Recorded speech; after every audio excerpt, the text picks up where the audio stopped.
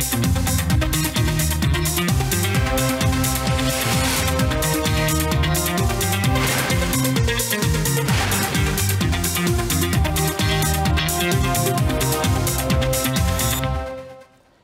টিভির সাপ্তাহিক আয়োজন নিটোল টাটা বিজ ট্রেন্ডসে স্বাগত জানাচ্ছি। আমি আব্দুল্লাহ আল মামুন। আজ আমরা কথা বলবো শিক্ষা খাতে বিনিয়োগ এবং অর্থনীতি নিয়ে। দর্শক, আপনারা জানেন ইউনেস্কো তারা সবসময় সুপারিশ করে যে কোনো রাষ্ট্র তার জিডিপির কমপক্ষে 6% অথবা তার জাতীয় বাজেটের 20% যেন শিক্ষা খাতে বিনিয়োগ করে। কিন্তু দুর্ভাগ্যজনক হলেও এই সত্য যে বিশ্বব্যাংকের প্রতিবেদন বলছে বিশ্বের 189টি দেশের ভেতরে যে 10টি রাষ্ট্র শিক্ষা খাতে সবচেয়ে কম বিনিয়োগ করে বাংলাদেশ তার মধ্যে অন্যতম। আমরা আজকে অতিথিদের কাছে জানব এর কারণ কি এবং সেখান থেকে উত্তরণের উপায় কি। আমার সাথে আজকে স্টুডিওতে অতিথি হিসেবে উপস্থিত আছেন নোয়াখালী বিজ্ঞান ও প্রযুক্তি বিশ্ববিদ্যালয়ের সাবেক উপাচার্য, ঢাকা বিশ্ববিদ্যালয়ের শিক্ষা ও গবেষণা ইনস্টিটিউটের অধ্যাপক ডক্টর এম ওহিদুজ্জামান। আছেন আমাদের সাথে তেজগাঁও কলেজের অধ্যক্ষ এবং জাহাঙ্গীরনগর বিশ্ববিদ্যালয়ের সিন্ডিকেট সদস্য অধ্যাপক ডক্টর মোহাম্মদ হারুনুর রশিদ, এবং আরও রয়েছেন ঢাকা বিশ্ববিদ্যালয়ের সমাজ কল্যাণ ও গবেষণা ইনস্টিটিউটের সহযোগী অধ্যাপক ডক্টর তৌহিদুল হক। আপনাদের তিনজনকেই স্বাগত জানাচ্ছি। শুরু করতে চাই ডক্টর ওহিদুজ্জামানকে দিয়ে।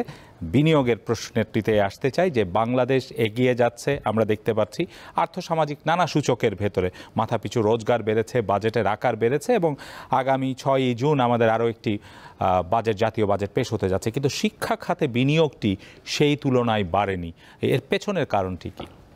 ধন্যবাদ আপনাকে এবং আমার যারা সহালোচক আছে, অধ্যক্ষ ডক্টর হারুনুর রশিদ, ডক্টর তৌহিদ এবং দীপ্ত টিভির দর্শক শ্রোতাদের শুভেচ্ছা জানাই। একটা অত্যন্ত সময় উপযোগী আপনি আজকাল আলোচনা এনেছেন যে সামনে বাজেট। ইতিমধ্যে ইউনেস্কো একটি বা ওয়ার্ল্ড ব্যাংক একটা রিপোর্ট করেছে এবং দেশ এই যে এগিয়ে যাচ্ছে, খুবই খুবই রিলেভেন্ট প্রত্যেকটা ইস্যু।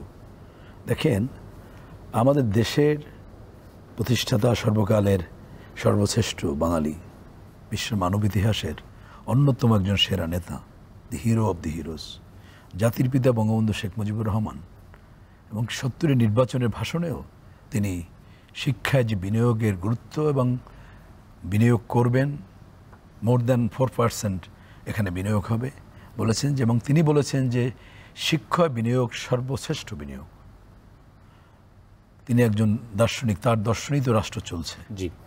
এবং সত্যি স্বাধীন হওয়ার পরে একটি সম্পূর্ণ বিধ্বস্ত, ধ্বংসপ্রাপ্ত, মানে আমি বলবো যে অসহায় একটি রাষ্ট্র, সেই দিক থেকে ইকোনমিকভাবে যার খাদ্যের ব্যবস্থা নাই, বঙ্গবন্ধু ঠিকই শিক্ষায় সেই বিনিয়োগ, শিক্ষার জন্য যা করণীয় তিনি তা পদক্ষেপ নিয়েছিলেন। আমাদের সংবিধানের রাষ্ট্র পরিচালনার মূল নীতি অধ্যায় এখানে শিক্ষাকে রাখা হয়েছে। এবং দেখেন, আপনি 73 সালে একসাথে আমাদের 36,000 প্রাথমিক বিদ্যালয়কে জাতীয়করণ করেছিলেন, প্রাথমিক শিক্ষা অবৈতনিক করেছিলেন। আমাদের খাদ্যের কিন্তু ব্যবস্থা নেই, কারণ একটি দেশকে এগিয়ে নিতে হলে, ওনার স্বপ্নকে বাস্তবায়ন করতে হলে সবার আগে বিনিয়োগ করতে হবে শিক্ষায়। আমাদের আজকের প্রধানমন্ত্রী বঙ্গবন্ধুর সুযোগ্য কন্যা, যিনি তার নেতৃত্বে দেশ এগিয়ে যাচ্ছে, তিনিও তার এইবারের নির্বাচনের যে ওনার যে দিন বদলের সনদ, আপনাদের মনে আছে 2008-এ যে দিন বদলের সনদ দিয়েছিলেন, উনি স্বেচ্ছায়, সেখানে কোনো শিক্ষকদের কেউ দাবির প্রেক্ষিতে নয়, সেই কর্মসূচির মধ্যে গুরুত্বপূর্ণ একটি ছিল যে শিক্ষকদের জন্য ভিন্ন পে কমিশন করে উচ্চতর শিক্ষকদের উচ্চতর মর্যাদা, পৃথক উচ্চতর বেতন কাঠামো দেওয়া হবে।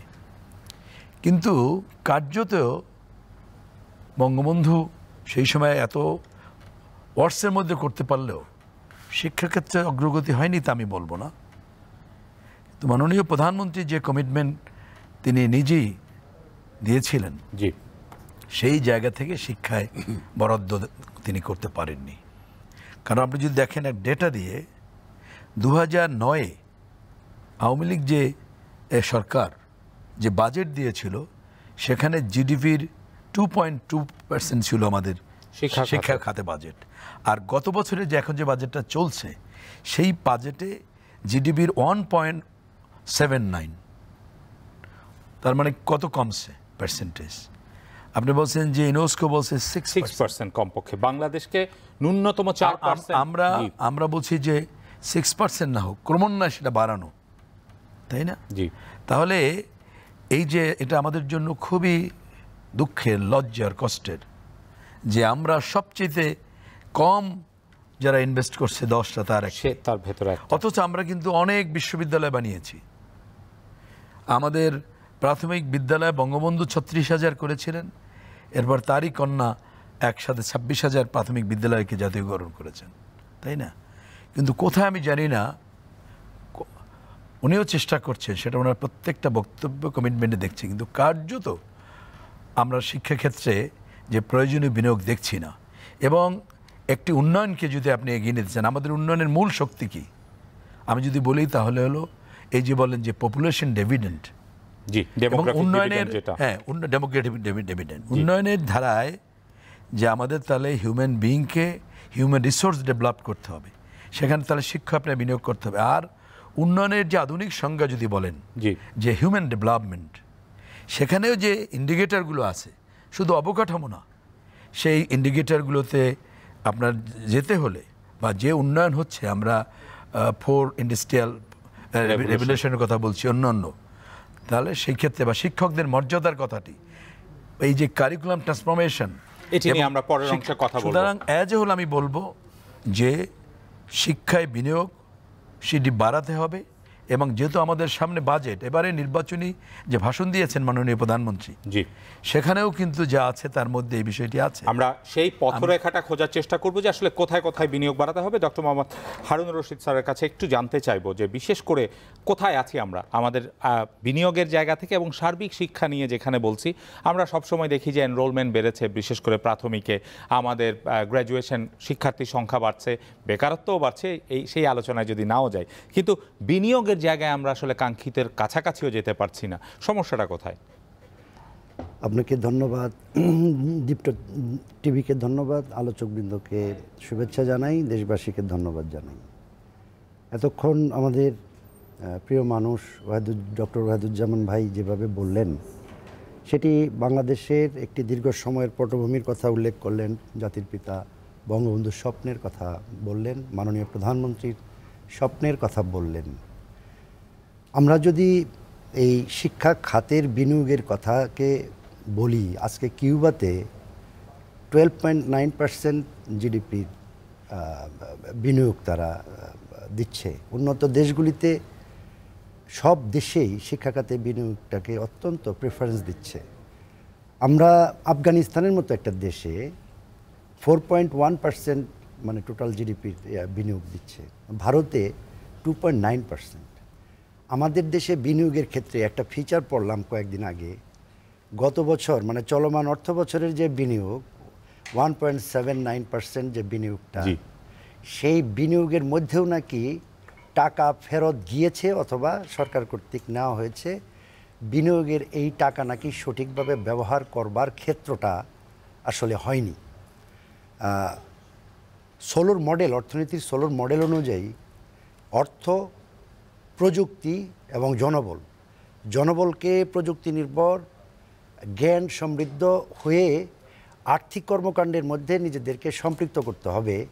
সেই জায়গাতে আমাদের শিক্ষা খাত এবং প্রযুক্তি খাত মিলিয়ে কিন্তু এই বিনিয়োগটা, কিন্তু শিক্ষা খাতকে প্রযুক্তির সাথে যদি মিলিয়ে ফেলা হয়, কোথায় বিনিয়োগ গিয়ে দাঁড়াবে?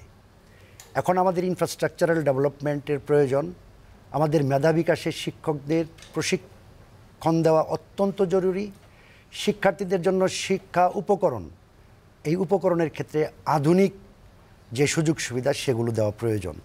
আজকে প্রাইমারি স্কুলগুলিতে অনেক প্রাইমারি স্কুল হয়েছে, কিন্তু প্রাইমারি স্কুলের পাশাপাশি কিন্তু কিন্ডারগার্টেন কিন্তু হয়েছে।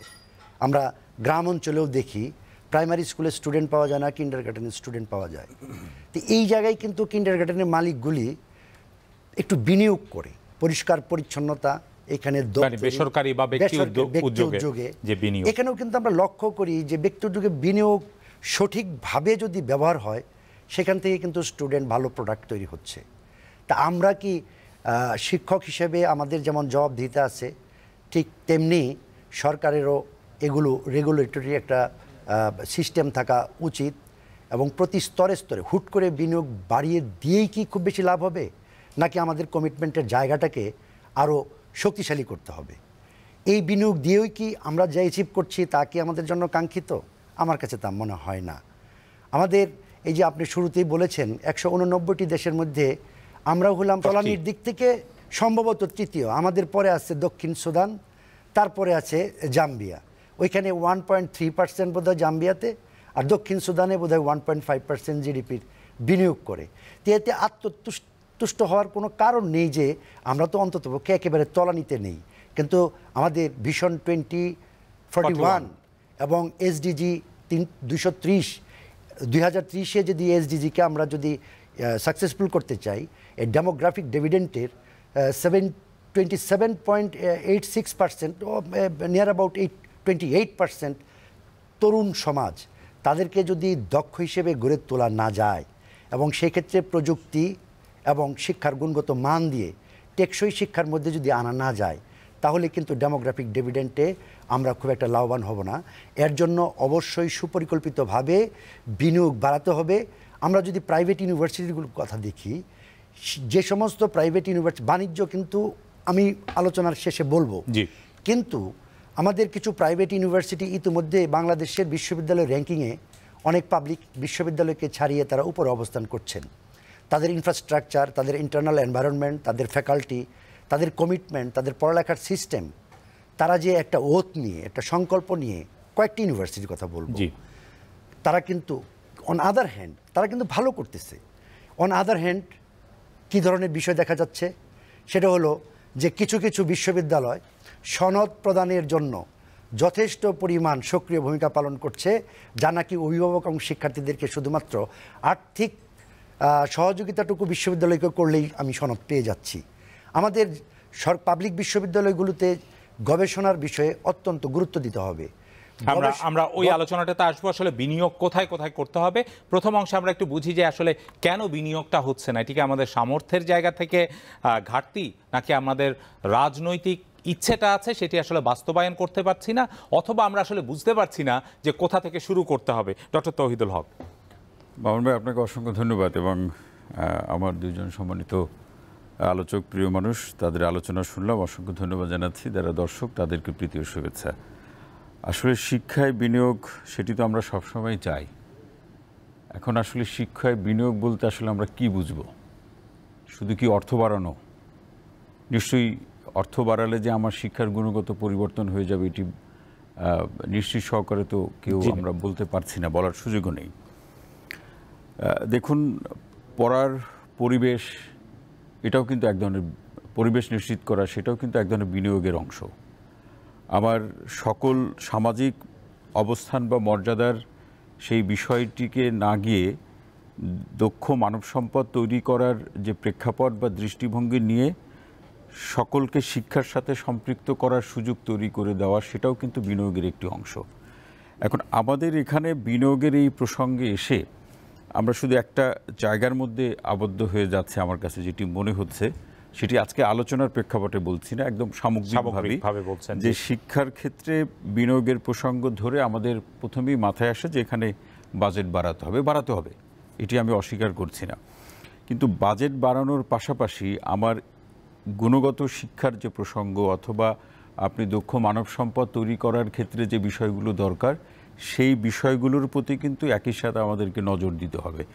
একটা বিষয় আলোচনা এসেছে, ধরুন যারা শিক্ষায় বিনিয়োগ করছেন, শিক্ষা প্রতিষ্ঠান তৈরি করছে, প্রাইভেট বিশ্ববিদ্যালয়ের প্রসঙ্গ আমাদের সম্মানিত আলোচক নিয়ে আসলেন, এখান থেকে কিন্তু তারা প্রফিট চান। সেটি আপনি বেশ প্রাইভেট মানে ইউনিভার্সিটির ক্ষেত্রে বলুন, অথবা কোনো স্কুল কলেজের ক্ষেত্রে বলুন, বিনিয়োগ করলে তারা সেখান থেকে প্রফিটের প্রসঙ্গ নিয়ে আসেন। এখন সেটা প্রফিট আসতে পারে বা আসবেও, যেটি বেসরকারি পর্যায়ের বিনিয়োগ, কিন্তু সেখানে শিক্ষার পরিবেশ বা শিক্ষার মানের বিষয়টি নিশ্চিত না করে শুধু মাস শেষে বা বছর শেষে ব্যাংকে কত টাকা জমা হলো বা কত টাকা লাভ হলো সেই হিসাব কষতে গেলে এই প্রাইভেট বিনিয়োগের জায়গাটাকে সরকারের উচিত হবে সীমিত করে ফেলা, কারণ এর মাধ্যমে কিন্তু পরিবেশ নষ্ট হচ্ছে, এই একটা প্রসঙ্গ তো আছেই। আবার আমাদের এই শিক্ষা প্রতিষ্ঠানগুলো, বিশেষ করে প্রাইভেট শিক্ষা প্রতিষ্ঠানগুলো পরিচালনা ক্ষেত্রে বা শিক্ষার মান বৃদ্ধির কথা বলে বিভিন্ন পর্যায় থেকে নিয়ে যে পরিচালনা পর্ষদের যে গঠন, তারাও কিন্তু সকল জায়গায় খুব ভালোভাবে শিক্ষার পরিবেশ নিশ্চিত করতে পারছে, তেমন চিত্রও কিন্তু আমরা লক্ষ্য করছি না। এখন বিষয়টি হচ্ছে যে আমাদের শিক্ষায় বিনিয়োগের যে প্রসঙ্গ, এটি কিন্তু চটজলদি কোনো ফলাফল দিবে না, যে আজকে বিনিয়োগ করলাম কালকে আমি ফলাফল পেয়ে যাব, বিষয়টা কিন্তু এরকম নয়। এটা আপনার অপেক্ষার প্রয়োজন আছে, একটা সময়ের প্রয়োজন আছে, টাইম ফ্রেমের এখানে প্রয়োজন আছে। আমার মনে হয় এখানে আমাদের ধৈর্যের একটা ঘাটতি আছে। কিন্তু সেই পরিকল্পনাটা আপনি যেটি বলছেন যে আপনার সাথে ওই জায়গাটাতে একটি দীর্ঘ সময়, সামর্থ্যের সবকিছু, কিন্তু সেই পরিকল্পনাটা কি আমাদের আছে? জাতীয় শিক্ষানীতির আলোকেই যদি আমরা কথা বলি, ধরুন সামনের দিনগুলোতে আমরা কোথায় যাব এবং ধাপে ধাপে কোথায় বিনিয়োগ বাড়াবো, কোথা থেকে কমিয়ে আনবো, আপনি কি সেই পথরেখাটা দেখতে পান? আমাদের ইচ্ছে আছে, ইচ্ছে আছে, এটা তো সকলে একমত। আমরা সেটা বলছি যে আমাদের ইচ্ছা আছে, সেই ইচ্ছাটা ধীরে ধীরে পরিকল্পনা অথবা একটি কাঠামোর মধ্যে বা নীতি প্রক্রিয়ার মধ্যে দিয়েও সেটাও পরিচালিত হচ্ছে। একেবারে নাই সেটা কিন্তু ফেলে দেওয়া যাবে না। আপনি যদি বর্তমান সরকারের সর্বশেষ নির্বাচনী ইশতেহার লক্ষ্য করেন, স্মার্ট বাংলাদেশের কথা বলছে। স্মার্ট বাংলাদেশ আপনি যদি দেখতে চান, নিশ্চয়ই আমার দক্ষ মানব সম্পদ স্মার্ট সিটিজেনের কথা বলা আছে, ওখানে ছাড়া তো সেটি সম্ভব নয়।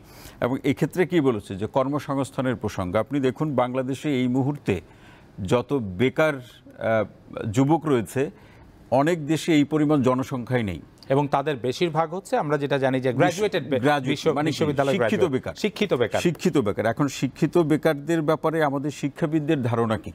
এখানে একজন বরেণ্য শিক্ষাবিদ আছে, একটি বিশ্ববিদ্যালয়ের সাবেক উপাচার্যের দায়িত্ব পালন করেছেন। তারাই বলছেন যে আসলে যেভাবে তার শিক্ষাটা দেওয়া উচিত, আমরা সেই শিক্ষাটা তাকে দিতে পারছি না। অর্থাৎ বিশ্ববিদ্যালয়ের সাথে আমার চাকরির বাজারের খুব একেবারে রমরমা সম্পর্ক থাকবে, এর আমি বিরুদ্ধে। কিন্তু বাজারে যা চলছে, ইন্ডাস্ট্রিয়াল সেটিংস বা আসপেক্টে যা চলছে, যে ডিমান্ড চলছে, তার একটা রিফ্লেকশন কিন্তু আমার সিলেবাসের উপরে থাকে। মানে কোথাও একটা ব্যালেন্স প্রয়োজন, ব্যালেন্সটা প্রয়োজন। কারণ হলো আমার জ্ঞান উৎকর্ষতার প্রয়োজনে, সৃষ্টিশীলতার প্রয়োজনে আমি বলতে পারছি না যে এই সাবজেক্টগুলো আমার দরকার নাই, সেটি বলার কোনো সুযোগ নাই। বিশ্ববিদ্যালয়ের সব কিছু নিয়ে একটা সার্বজনীন একটা কালচার বা একটা পরিবেশ সে তৈরি করবে শিক্ষার। কিন্তু এটাও আমাকে মনে রাখতে হবে, আমি যদি স্মার্ট বাংলাদেশ নির্মাণ করতে চাই, আমি যদি কর্মসংস্থানের জায়গাগুলো নিশ্চিত করতে চাই, আমি যদি প্রযুক্তিগত উৎকর্ষতার আমি ধারণ করতে চাই, সেভাবে যদি আমার পরিবেশকে বা এর সাথে শিক্ষার সরাসরি সংযোগটাকে আমরা যদি এখানে মেলবন্ধন হিসাবে কাজ করাতে চাই, তাহলে আমাদের এই ব্যাপারগুলো কিন্তু খুব গুরুত্বপূর্ণ। আরেকটি বিষয় আছে, সেটা হয়তো এ পর্যায়ে সময় পাবো না, যে শিক্ষা সামাজিক ক্ষেত্রে বা মানুষের অবস্থার, সামাজিক অবস্থার পরিবর্তনে বা কতটা ভূমিকা রাখতে পেরেছে বা কেন প্রত্যাশিত মাত্রায় পারছে না, সেই আলোচনাটি পরবর্তী। নিশ্চয়ই আমরা একটা বিরতি থেকে ঘুরে আসি, সেখান থেকে এসে আপনার সাথে এটি নিয়ে কথা বলবো। দর্শক, আপনারা দেখছেন নিটোল টাটা বিজ ট্রেন্ডস। সময় হলো একবার বিরতিতে যাবার, আমাদের সাথে থাকুন।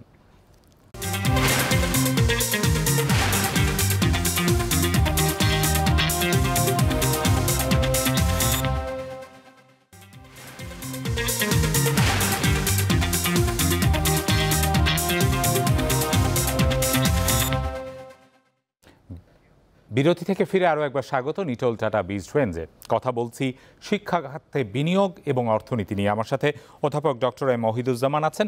আগের অংশে আমরা বিনিয়োগের পরিস্থিতি বা এর প্রেক্ষাপট, আমাদের সদিচ্ছা, রাজনৈতিক ইচ্ছা এই নিয়ে কথা বলছি, কিন্তু গোড়ায় যে প্রশ্নটি বারবার উঠে আসছে এই সময়টাতে, সেটি হচ্ছে আসলে আমরা কোথায় বিনিয়োগ করব, বিনিয়োগ করার জন্য সেই পরিকল্পনাটিকে আমরা তৈরি করেছি কিনা।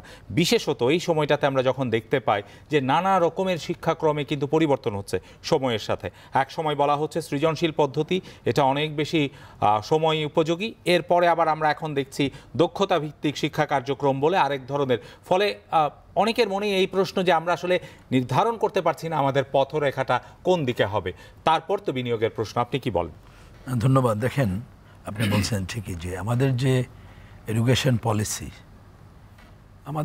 আমি মনে করি যে পলিসি স্থায়ী, কিন্তু ওই রকম স্থায়ী না যে একেবারে পরিবর্তন করা যাবে না, টাইম টু টাইম তো হবে। আর কারিকুলাম বলা হয় যে কন্টিনিউয়াস প্রসেস, সেটা খুবই সময়ের সাথে সাথে পরিবর্তন হবে, নতুন নতুন কারিকুলাম হবে। এবং এখন যে দক্ষতা ভিত্তিক যে দেওয়া হয়েছে, সেটা ভুল হয়েছে সেটা আমি বলবো না, বা অনেকগুলো পরিবর্তন আমাদের দেশে। এখানে পরিবর্তনগুলো নিয়ে দুটো হয়। একটা হলো যে সবাই আমরা সব বুঝি, সেই কারণে দেখবেন যে কোনো একটা পরিবর্তন হলে প্রথমে এটা অভিভাবক যারা, তারা একটা যে ট্র্যাডিশনাল সেটিংয়ে আছে তার বাইরে যেতে চায় না, তার একটা বিরোধিতা করে, সেটা একটা আছে। সুতরাং আবার আমরা যারা পরিবর্তন করি তারাও আবার আছে না যে একটা পরিবর্তন আমি যে করব, আমার আগের যে অবস্থাটা ছিল তার একটা স্টাডি করা, যে সেখানে আমাদের কি লক্ষ্য ছিল, সেই লক্ষ্য কতটুকু পূরণ হয়েছে, কতটা হয় নাই, আমরা কোথায় যাব তার লিঙ্কেজটা ঠিক মতো আছে কিনা, সেটি দরকার।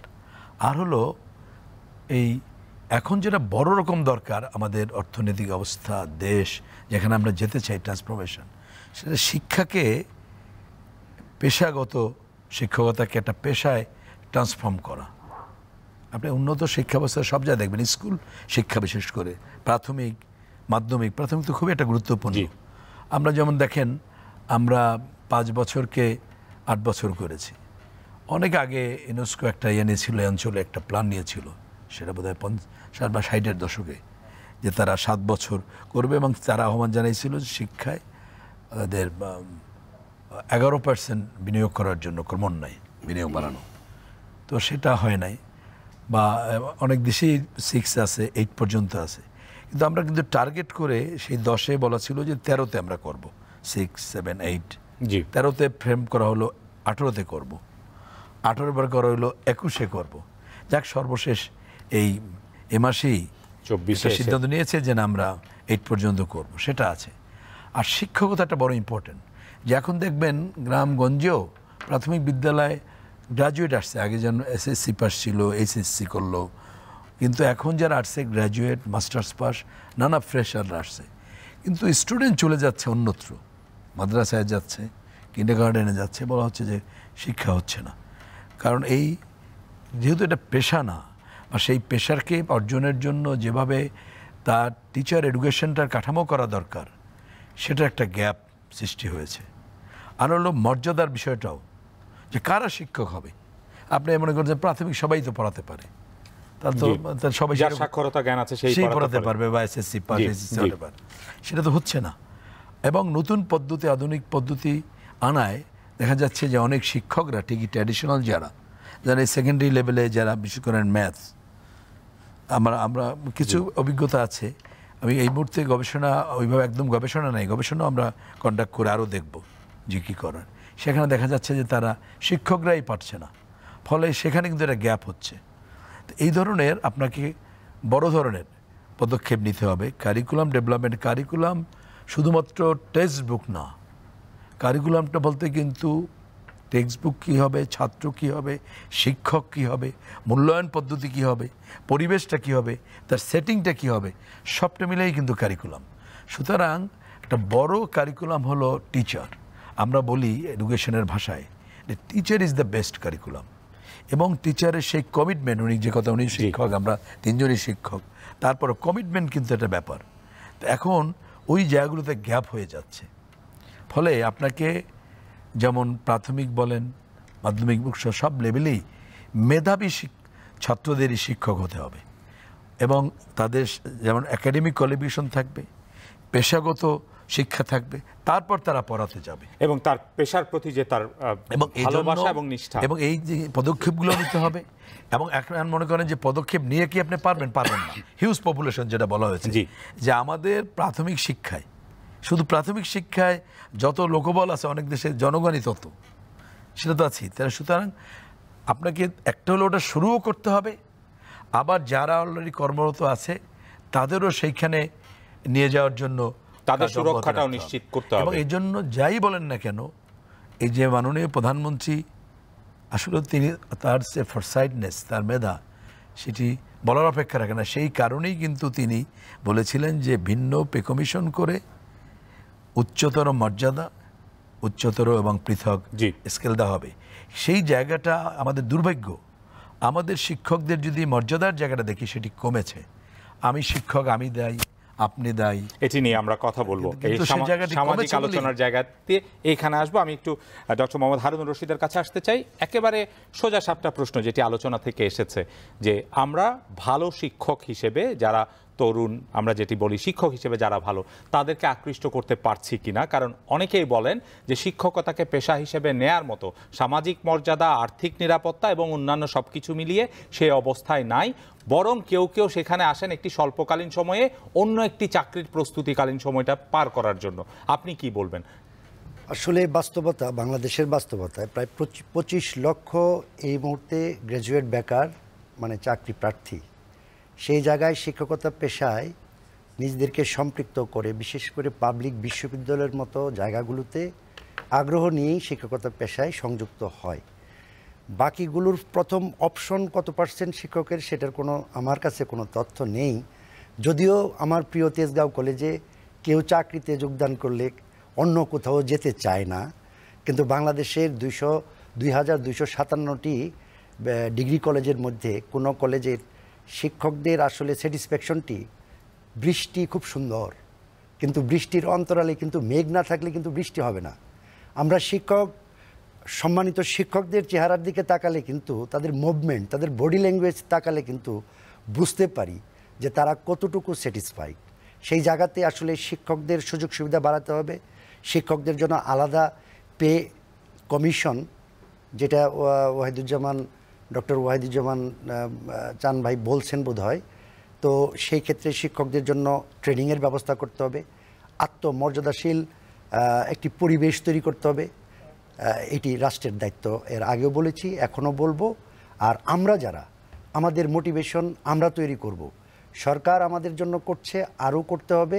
এবং মর্যাদার জায়গাটাকে, আর বিনিয়োগের কথা যদি আবারও ঘুরে ফিরে আসি, বিশ্বের বিভিন্ন দেশের ইউনিভার্সিটি র্যাঙ্কিংগুলি যদি দেখি, শুধুমাত্র বিনিয়োগ নির্ভর কিন্তু র্যাঙ্কিং না। এই ক্ষেত্রে মানে শিক্ষার গুণগত মান নিশ্চিত করে গবেষণায় তারা কী পরিমাণ জার্নাল প্রকাশ করলো, তাদের রিসার্চের ফাইন্ডিংস কি, এবং সেটা দেশ এবং জাতির জন্য এবং বিশ্বের জন্য কতটুকু বিশ্ব জ্ঞান ভান্ডারে তারা কি আসলে অবদানটা রাখছে, তার উপর কিন্তু শুধুমাত্র বিনিয়োগ বাড়ালেই হবে না। সেই ক্ষেত্রে আমাদের দেশে গবেষণার ক্ষেত্রটিকে আরও প্রসারিত করতে হবে। আমাদের শিক্ষার্থীরা জানে না তারা কি চায়, কি হতে চায়। শুরুতে জিজ্ঞেস করলে পরে কোনো একটা কিছু বলে দেয়, এই যে যেটা একটা সামাজিক কালচারের মধ্যে পড়ে। কিন্তু আজকে গ্লোবাল ভিলেজে আমাদের স্টুডেন্টদের কাছ থেকে বা চাকরি প্রত্যাশী ব্যক্তির কাছ থেকে আমরা কি প্রত্যাশা করি, কি ধরনের জ্ঞান সমৃদ্ধ। শুধুমাত্র শিক্ষাগত যোগ্যতা অর্জন করলেই চলবে না। শিক্ষিত, আমি তো মাস্টার্স পাস, আমি পিএইচডি ডিগ্রি করেছি, আমি এক ধরনের শিক্ষিত, আমি ইন্টারমিডিয়েট পাস করেছি, আমি এক ধরনের শিক্ষিত। কিন্তু শিক্ষিত হলেই সার্টিফিকেট দিয়েই তো হবে না, জ্ঞান অর্জন করতে হবে। জ্ঞানের সাথে ইদানিং আবার যুক্ত হয়েছে দক্ষতা। এই জ্ঞান, দক্ষতা সাথে সার্টিফিকেট, এর সাথে থাকতে হবে মূল্যবোধ। একটি জ্ঞানী দক্ষ মানুষ যদি খুব ক্রিটিক্যালি নেগেটিভ চিন্তা করে, তার ব্রেনটা যদি মূল্যবোধের ওই চেতনার জায়গাতে যদি নেগেটিভলি ব্যবহার হয়, তাহলে দেশ এবং সমাজ ক্ষতিগ্রস্ত হবে। কাজে মূল্যবোধ সম্পন্ন, জ্ঞানী, দক্ষ, শিক্ষিত সমাজ গড়ে তোলার জন্য বিনিয়োগের কোনো বিকল্প নেই। আমি একটি প্রশ্ন রেখে পরের অংশে এটা আপনার কাছ থেকে এটির উত্তর নিব। সেটি হচ্ছে বিনিয়োগের কথা যখন বলছেন, যেটা আপনিও বলেছেন যে সরকারের পাশাপাশি বেসরকারি বিনিয়োগ রয়েছে এবং বেসরকারি বিনিয়োগের ভালো উদাহরণও যেমন রয়েছে, আবার সেই বিনিয়োগকে ব্যবহার করে এখনো পর্যন্ত আমি যেতে পারি নাই। যদি প্রশ্ন করেন আমি পরের অংশে বিরতি থেকে আমি সেটা বলবো, সেটি নিয়ে কথা বলবো।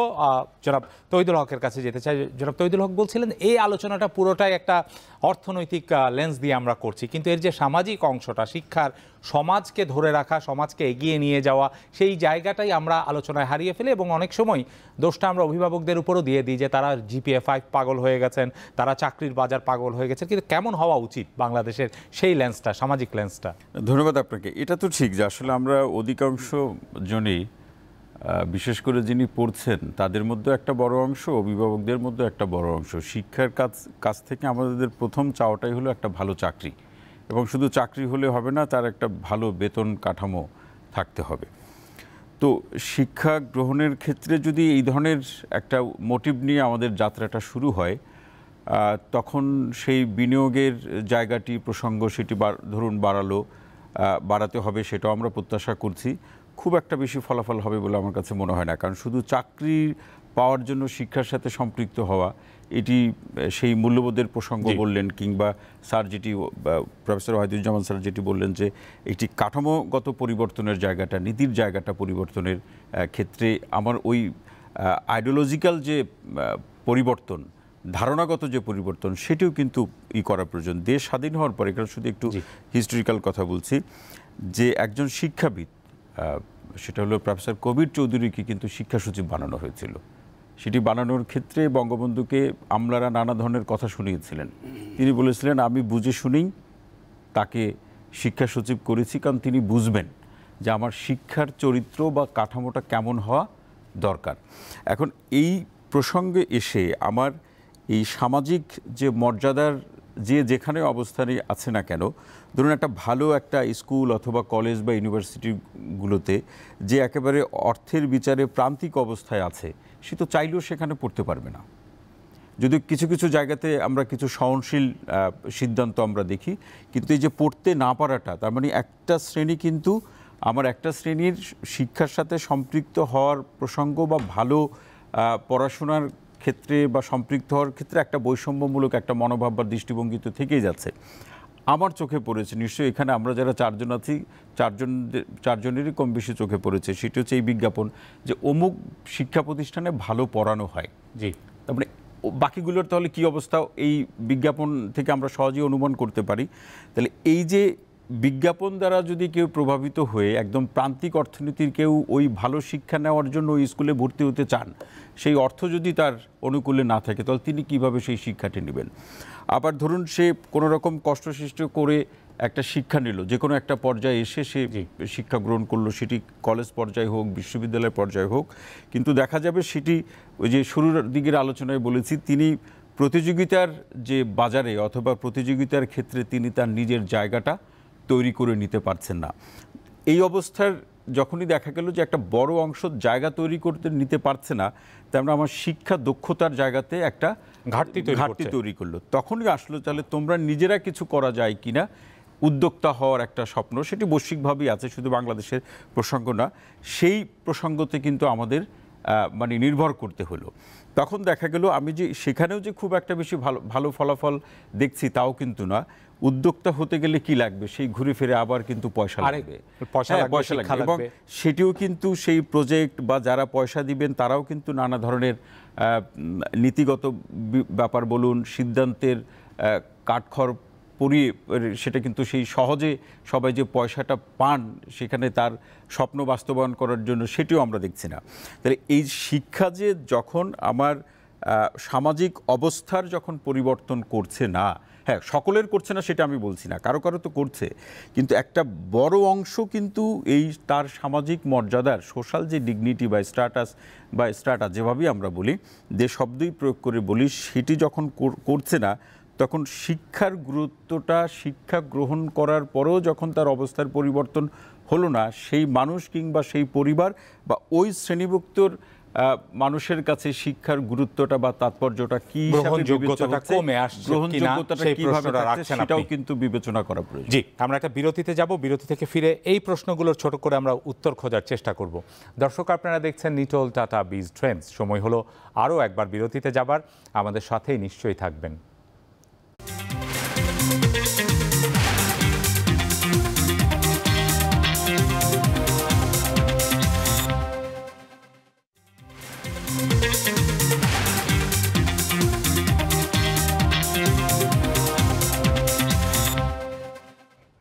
বিরতি থেকে ফিরে আরও একবার স্বাগত নিটোল টাটা বিজ ট্রেন্ডসে।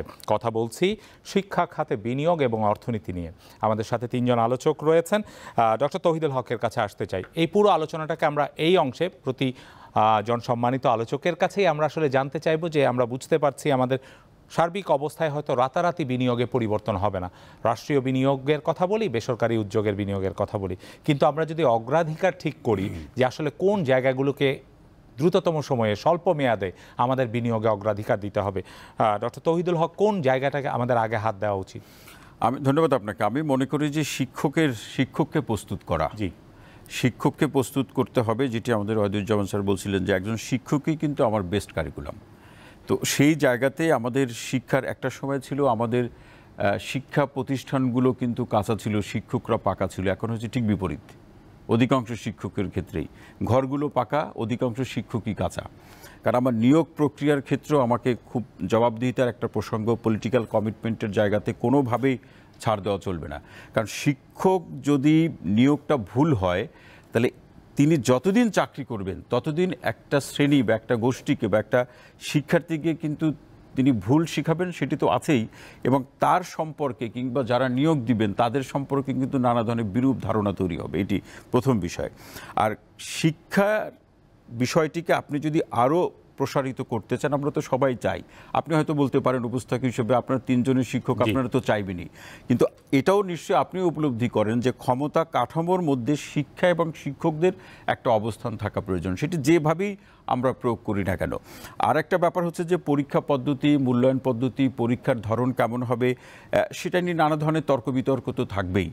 যে আমাদের ট্র্যাডিশনাল যে মেথড যখন শুরু হয়েছিল তখনও কিন্তু নানা ধরনের তর্ক বিতর্ক শুরু হয়েছিল, এটা কি শিক্ষার্থীরা নিতে পারবে কিনা, অভিভাবকরা একেবারে মূর্ছা যাওয়ার মতো অবস্থা, তারা কিভাবে পড়াবেন, শিক্ষকরাও বলছেন যে আমাদের তো প্রশিক্ষণ নাই। যে কোনো একটা নতুন পদ্ধতি চালু হলে এরকম বেশ কিছুদিন এই পরিস্থিতি তৈরি হয়, ট্রায়াল এবং এরর একটা মেথড, একটা প্রক্রিয়ার মধ্যে দিয়ে চলতে হয়। কিন্তু যে জায়গাটা আমাদের সবচেয়ে বেশি প্রয়োজন, যেমন বর্তমান ব্যবস্থা নিয়ে একটি অভিযোগ আছে, সত্য মিথ্যা পরের ব্যাপার, পরে এটা আলোচনা করে দেখা যাবে, সেটি হচ্ছে ফিনল্যান্ডের শিক্ষা ব্যবস্থা থেকে আমাদের এই পরীক্ষা পদ্ধতির ওখান থেকে নিয়ে তার একটা সংশ্লেষ এখানে তৈরি করা। আমার বক্তব্য হলো, আমি শিক্ষক হিসাবে প্রত্যাশা করি যে আমাদের দেশের শিক্ষার্থীদের মূল্যায়নের কাঠামো বা পদ্ধতি আমাদের দেশীয় পদ্ধতি অথবা দেশীয় প্রক্রিয়া অনুসরণ করে হওয়া উচিত, এবং ধরনটা এমন হবে যে এটি বাংলাদেশের শিক্ষা পদ্ধতি এবং মূল্যায়ন পদ্ধতি, আমাদের একটি নিজস্বতা থাকুক, এটি আমার জোরালো দাবি। জি, অধ্যাপক ডক্টর মোহাম্মদ হারুনুর রশিদ, যে প্রশ্নটি রেখে গেছিলাম যে এটিকে আমরা একটু গুছিয়ে যদি এভাবে বলি যে বেসরকারি বিনিয়োগটাকে সর্বোচ্চ সুফল আমরা যদি নিশ্চিত করতে চাই, তাহলে অনিয়ম, বিশৃঙ্খলা যদি কিছু থাকেও সেগুলোকে কি করে আমরা ফিরিয়ে আনতে পারি? 2010 সালের বেসরকারি বিশ্ববিদ্যালয়ের memorandum of association and articles, rules and regulation অনুযায়ী বেসরকারি বিশ্ববিদ্যালয়গুলো কল্যাণমুখী, দাতব্য, অলাভজনক, অব্যবসায়িক। তো সেই দৃষ্টিভঙ্গিতে যদি আমরা আমাদের বেসরকারি বিশ্ববিদ্যালয়ের অনুমোদনের জায়গাটাতে এই রুলস অ্যান্ড রেগুলেশনটা যদি রেগুলেটরি বডি ইউজিসি এবং শিক্ষা মন্ত্রণালয় সঠিকভাবে এটাকে মেনটেন করে, তাহলে তো এই জায়গাটায় মানে লাভের ক্ষেত্রটা, বাণিজ্যের জায়গাটা কিন্তু নিয়ন্ত্রণ করা সম্ভব। এই জায়গাটাকে আমি মাননীয় শিক্ষামন্ত্রী মহোদয়, ইউজিসি এবং মাননীয় প্রধানমন্ত্রীর দৃষ্টি আকর্ষণ করব, যাতে আমার দেশের মানুষের ঘামে অর্জিত অর্থ এই শিক্ষার ক্ষেত্রে বেসরকারি বিশ্ববিদ্যালয়ে পড়তে গিয়ে একেবারে সর্বশান্ত হয়ে সন্তান আসলে প্রত্যেকটা মানুষেরই অত্যন্ত প্রিয়, এই জায়গাটাকে সরকারের দায়িত্ব, এটি কিন্তু আমাদের দায়িত্ব না। অন আদার হ্যান্ড, বাণিজ্য বলতে প্রাইভেট ইউনিভার্সিটিতে কোনো, পাবলিক ইউনিভার্সিটিতে কোনো বাণিজ্য নেই। একটা বাজেট অ্যালোকেট হয় সুনির্দিষ্ট শিক্ষক, কর্মচারী, শিক্ষার্থীদের জন্য। এখানে গবেষণার জন্য সুযোগ বাড়াতে হবে, শিক্ষকদের গবেষণার জন্য সুযোগ বাড়াতে হবে, এবং গবেষণা সঠিকভাবে হচ্ছে কিনা তার একটা ফাইন্ডিংস আমাদেরকে প্রত্যেকটা গবেষকের কাছ থেকে আমাদের ডিমান্ড করতে হবে, রাখতে হবে। এটার জন্য স্বায়ত্তশাসিত প্রত্যেকটা বিশ্ববিদ্যালয়ের একটা কমিটমেন্ট থাকতে হবে। আমি জাতীয় বিশ্ববিদ্যালয়ের অধীনে একটি কলেজের অধ্যক্ষ হিসেবে জাতীয় বিশ্ববিদ্যালয়ের পক্ষ থেকে বলতে চাই, আমাদের জাতীয় বিশ্ববিদ্যালয়ে যে সমস্ত 2257টি কলেজের শিক্ষকরা শিক্ষাদান করছেন এবং শিক্ষার্থীরা পড়ালেখা করছেন, তাদের গুণগত মান বৃদ্ধি করবার জন্য আমি আবারও বলছি, এখানেও কোনো বাণিজ্য নেই। শিক্ষা উপকরণ বাড়াতে হবে, শিক্ষকদের পর্যাপ্ত পরিমাণে ট্রেনিংয়ের ব্যবস্থা করতে হবে, এবং এই জায়গাগুলিতে অর্থনীতিতে অবদান যদি শিক্ষিত সমাজ না রাখতে পারে, একটা সাস্টেইনেবল এডুকেশনের মধ্য দিয়ে যদি অগ্রসর না হয়, যেমন আমার ছেলে ক্লাস 3-তে পড়ে, তাকে আমি জিজ্ঞেস করলাম তুমি হিস্ট্রি কী পড়ো, বললো যে আলেকজান্ডার, তারপর কনফুসিয়াস, তারপর সক্রেটিস। ক্লাস 3-তে পড়া একটা ছেলে হয়তোবা এর আগে আমার জাতির পিতা বঙ্গবন্ধু সম্পর্কে ক্লাস 1-এ পড়িয়েছে। তো এই যে ডাইভার্সিটি, আমার কথাটা হলো যে আমাদের বাংলাদেশের স্টুডেন্টরা শুধু বাংলাদেশের পড়ালেখার মধ্যে সীমাবদ্ধ থাকবে না, তাদেরকে ভার্সেটাইল হইতে হবে, এবং গ্লোবাল নলেজ, গ্লোবাল চ্যালেঞ্জকে মোকাবিলা করবার জন্য তাদেরকে গ্লোবাল নলেজ কি মানে ডিমান্ড করে সেটাকে সাথে তাল মেলাতে হবে, তাহলে দক্ষতা অর্জন করা সম্ভব হবে। ডক্টর এম ওহিদুজ্জামান, অগ্রাধিকারের জায়গাটা আমরা যেটি বলছি যে কোন জায়গাটাতে অগ্রাধিকার দেওয়া উচিত? আমি যদি আজ হোল শিক্ষা কাঠামো বলি, তাহলে প্রথমে আমি বলবো যে মাননীয় প্রধানমন্ত্রীর যে স্বপ্ন যে শিক্ষকদের জন্য ভিন্ন কমিশন করে শিক্ষকদের উচ্চতর মর্যাদা দেওয়া এটি খুবই জরুরি, এবং তাদের জন্য পৃথক পে স্কেল করে তাদের জন্য উপযুক্ত, আমি উচ্চতর এই শব্দটা এখানে আমরা ওনার শব্দটাও ব্যবহার করলাম না, উপযুক্ত পে স্কেল দিতে হবে। এবং প্রাথমিক থেকেই এটা একটা খুবই সময়ের দাবি যে শিক্ষকতাকে, শিক্ষা কাঠামোকে একটা পেশাগত জায়গায় নিয়ে আসতে হবে। যে একটা পেশায় যেতে হলে যেমন এই যে প্রি সার্ভিস একটা কোয়ালিফিকেশন, যেমন একটা পেশা কি, সেই পেশা যেতে হলে আপনার কী করতে হবে, যেন একাডেমিক কোয়ালিফিকেশন থাকতে হবে, পেশাগত সার্টিফিকেট থাকতে হবে। আপনি ডাক্তার, আপনি শুধু এমবিবিএস পাস করে ডাক্তার হতে পারবেন না, বিএমএ না থাকে। তেমনিভাবে সেই ওইখান জায়গা থেকে সেটা গড়ে তুলতে হবে এবং সেটা শুরু করতে হবে। এবং পর্যাপ্ত, বিশেষ করে গভর্নমেন্ট সেক্টরে আমি যদি স্টাডি করেও দেখি সারা পৃথিবীতে এখনও গভর্নমেন্ট রিসোর্স, গভর্নমেন্ট পার্সেন্টেজই হলো বেশি। সুতরাং গভর্নমেন্টের এই বাজেটে থেকে আমি মনে করি যে অ্যালোকেশন বাড়াতে হবে এবং এই পদক্ষেপ নিয়ে আধুনিক শিক্ষা ব্যবস্থা, আমাদের অর্থনৈতিক কাঠামো, তার সাথেই তাল মিলিয়ে শিক্ষাকে এগিয়ে নিতে হবে। জি, অনেক ধন্যবাদ আপনাদের তিনজনকে আজকের আলোচনায়। চমৎকারভাবে আমাদের দেশে বিশেষ করে শিক্ষা খাতে বিনিয়োগ, এবং তার সাথে শুধু বিনিয়োগ নয়, আমাদের শিক্ষা খাতেরই আসলে নানা দিক তুলে এনেছেন, এবং সেগুলো নিশ্চয়ই নীতি নির্ধারকরা তাদের ভবিষ্যৎ পথ চলায় কাজে লাগবেন। দর্শক, আমরাও বিশ্বাস করি যে আসন্ন বাজেট এবং তার পরবর্তী সময়ে বাংলাদেশের উন্নয়নের যে পথরেখা, বিশেষত নবম পঞ্চবার্ষিক পরিকল্পনায় আমরা নিশ্চয়ই এই আলোচনা থেকে আমাদের শিক্ষক মহোদয় তিনজনই যে প্রত্যাশাটা করেছেন সেই জায়গার কিছু আমরা প্রতিফলন দেখতে পাবো। এই প্রত্যাশাটা রেখে শেষ করছি আজকের এই আয়োজন। সবাই ভালো থাকবেন যারা ছিলেন আজকে নিটল টাটা বিজট্রেন্ডসের সাথে। ধন্যবাদ।